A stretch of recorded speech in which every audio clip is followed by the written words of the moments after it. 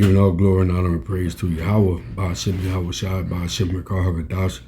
Double honor to the elder apostles of Great Millstone who grew well in teaching this 100% truth. Shalom and salutations to the hopeful elect, beginning with the 144,000 and the rest of the men, women, and children. I'm your brother Magan Shalamar. Today's title is He has appointed a bound that Esau cannot cross. Esau time is up, and we're wrapping it up. And we're witnessing the downfall of America. We're witnessing all these countries starting to come together and starting to hate the whore. So this is a quick video showing you how America has lost its superpower in the eyes of the other nations, especially Russia. So this is fair use, not for monetary gain, but for educational purpose only, fair use. I've spent my entire career studying how empires rise and how they fall.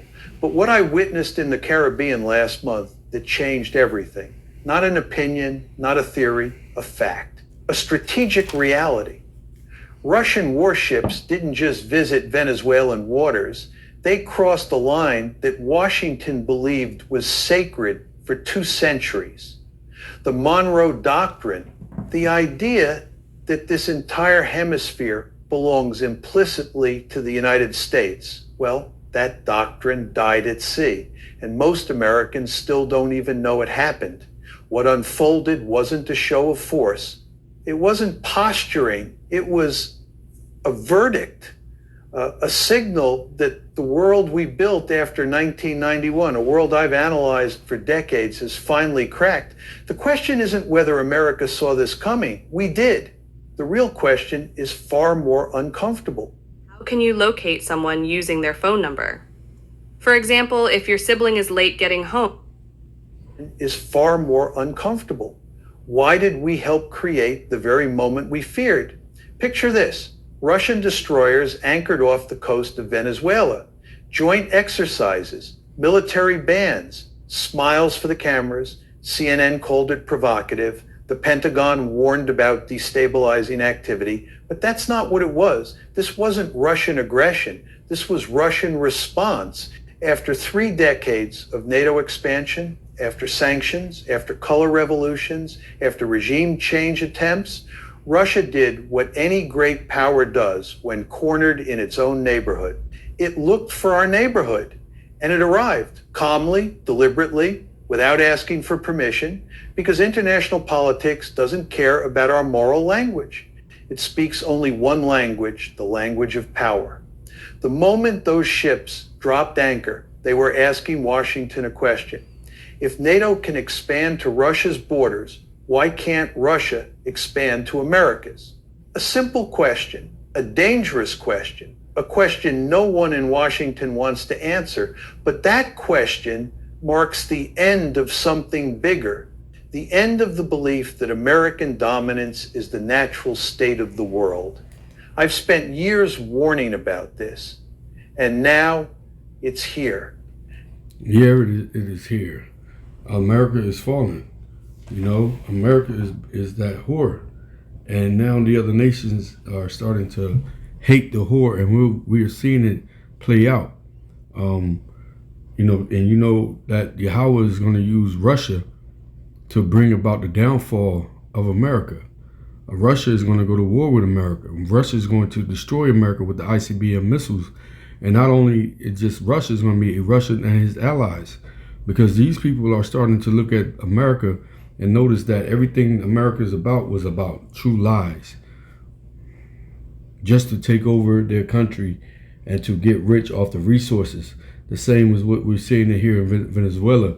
The reason why America wants Venezuela and want to go to war with the so-called the cartel is because Venezuela is one of the richest oil companies in the world. And see, they can't stop this truth from hitting the internet, where the technology is in our hand and you could see what's the real reason behind American interest in Venezuela all of a sudden.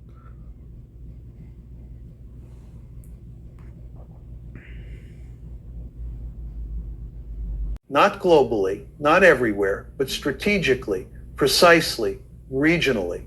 But the real story begins when U.S. pressure stopped targeting Russia directly and started targeting other states, because that pressure created not weakness, but opportunity. Venezuela became one of those opportunities. When Hugo Chavez came to power in 1999, he did something Washington considered unforgivable. He challenged the idea that Venezuelan oil existed to serve American interests. He redirected money towards social programs, healthcare, education. He built ties with Cuba. He spoke openly about Latin America without Washington at the center. That alone placed a target on his back. First came diplomatic pressure, then media campaigns, then economic measures, then the coup attempt in 2002. It lasted 47 hours and failed, but it changed everything. From that moment on, Caracas understood Washington's intentions. And Moscow understood something even more important, that Venezuela could become a geopolitical asset, not a friend, not an ideological ally, but a case study, a place where Russia could test its strategy outside its own neighborhood. The more Washington escalated pressure, the clearer that opportunity became.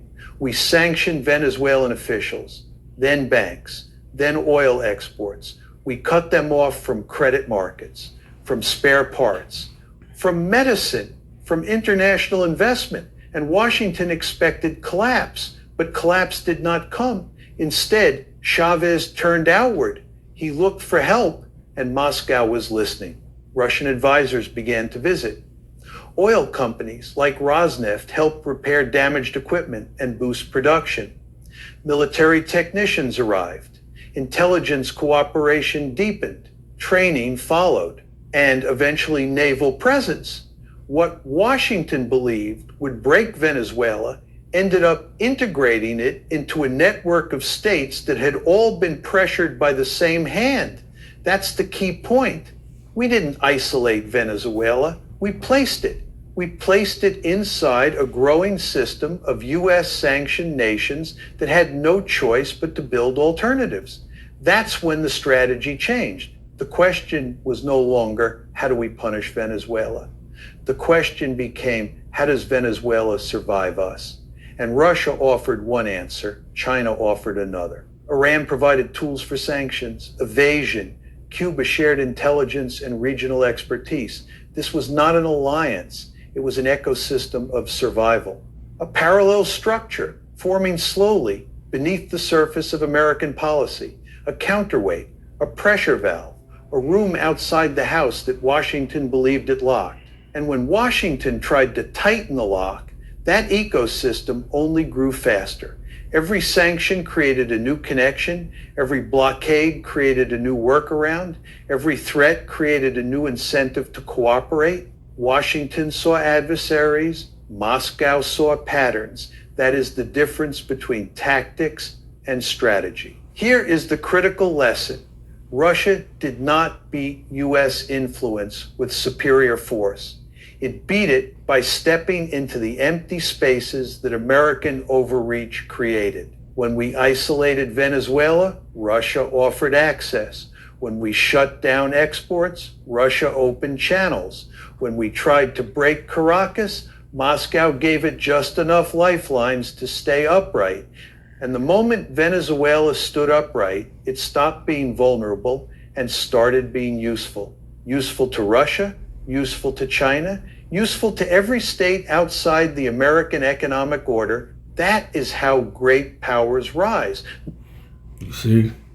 And that's how great powers rise, but that's how America is going to fall. That's how Esau kingdom is falling.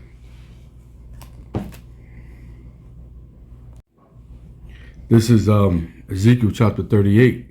It says, the word of Yahweh came unto me, saying, Son of man, set thy face against Gog, the land of Magog, the chief prince of Meshach and Tubal, and prophesy against him. That land right now is talking about Russia, because Russia is over in the land of Gog and Magog. It was once the home of the Japhetic people, but the Edomites beat them back took over their land and pushed them to the sea. They became the sea people, the Polynesians, the Hawaiians, those such people over there. Those are the true Japhetic people. But their land was in the Magog. But the people that's down there are the Edomites, so-called Russians. Verse 3, it says, and say, thus said Yahweh thy power, behold, I am against thee, O Gog, the chief prince of Meshach and Tubal. The Lord Yahweh is about to use them to do his bidding to destroy America. But he's also letting them know from the rip that he's not on their team either. He hates them. He's against Gog. He's against the Russians. Why? Because they're Edomites as well. You see? He said, I will turn thee back and put hooks into thy jaws, and I will bring thee forth. Right. What does that mean is that since Russia gave up their nuclear weapons during the end of the Cold War in 1991, the old ancient USSR, they lost their will to fight. But now the Lord is putting that spirit back into Russia to fight against America. And that's what we're seeing now. We're starting to see the Lord is putting that spirit back into Russia, where it's going to come up and fight against America. It says, I will bring thee forth in all thine army, horses and horsemen, and all of them clothed with sorts of armor, even as a great company with bucklers and shields, and all of them handling swords, right? And most of them swords is dealing with the ICBM missiles. Them Stylos, them ICBM missiles that they can't even, they said that it's so fast that there's no defense against it. There's no kind of defense that's going to be able to stop them missiles from Russia when they come over here, man. It's so fast that there's no type of missiles that can counteract it. It says Persia, Ethiopia, Libya with them, all of them with shields and helmet, right? Because you dealing with Arabia, Iran, Ethiopia, Libya. What do all them have in common is because America has gone and destroyed those countries as well. In recent years, caused coups, killed their presidents, try to steal oil, So those Persia, Iran, Ethiopia, Libya, these countries are also going to shoot off missiles to the United States as well, along with Russia. They're going to be on the side of Russia.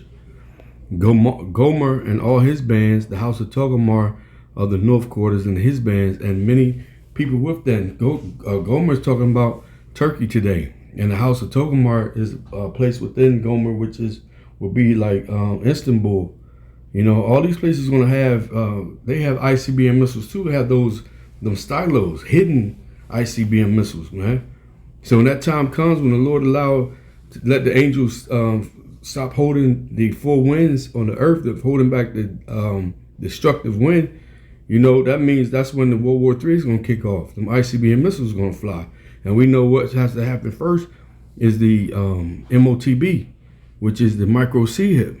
Once that takes place, then these prophecies are going to fly off the pages. We're going to go into World War III real fast, and then we know Yahweh Shai is going to appear in that World War III. It says, "Of many nations, many days thou shalt be visited in the latter years. Thou shalt come into the land that is brought back from the sword and gathered out of many people." Right, and that's talking about America, because America has never been entered with foreign boots. They've gone over and brought war and destroyed many countries, but that never happened to America. America hasn't been invaded and since it became a nation.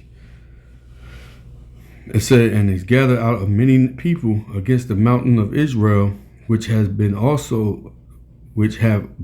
always waste. But it was brought forth out of the nations, and they shall dwell safely, all of them." So Israel also is going to be destroyed. But once that place is destroyed, it's going to be built back up. And the true Israelites, the so-called Negro, Latino, Native American Indian, we going to live there and dwell safely. Right now, you can't dwell safely. It's a waste over there. It said it was always wasted. That land, and you look over there in Israel, that shit just look gray. It's like you're looking at a gray screen. Everything is gray and gloomy. It's even the skies is gray. All that dust is just floating in the air. It ain't no haven over there. But the Lord said once that place is destroyed as well, it's going to be built back up in righteousness, and Israel is going to dwell there safely. Verse 9, it says, thou shalt ascend and come like a lion, like Salaki. Thou shalt ascend and come like a storm. Thou shalt be like a cloud to cover the land, thou and all thy bands and many people with thee. Right, and them ICBM missiles going to fly. It's going to be like a storm. There's going to be so many missiles coming over to America, destroying this place, man. It's going to blot out the sunlight. That's how many missiles going to blot them out, man. It's going to cover America, man. This place is going to be destroyed with nuclear thermal destruction. And it says, thus said Yahweh thy power, it shall also come to pass that at the same time shall things come into thy mind, and thou shalt think an evil thought. And this is the evil thought. And thou shalt say, I will go up to the land of unwalled villages, and I will go to them that are at rest, that dwell safely, all of them dwelling without walls and having neither bars nor gates. Right? Because when you look at Israel doesn't have any protection. They call themselves the Iron Dome, that they can be protected through their missile defense system.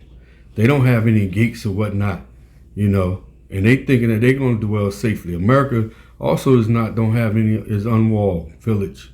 We don't have any. You be on the East Coast, you don't see no fort built around the whole entire America to keep the enemies out.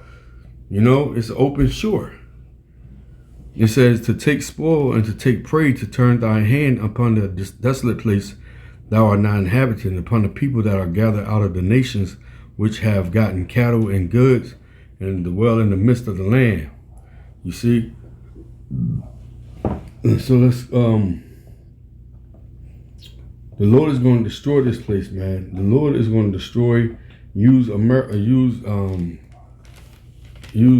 Russia and his allies to send those missiles and to destroy this place. But once Israel is destroyed, it's going to be built back up, and the Israelites is going to dwell there safely, because right now it's just a place of waste,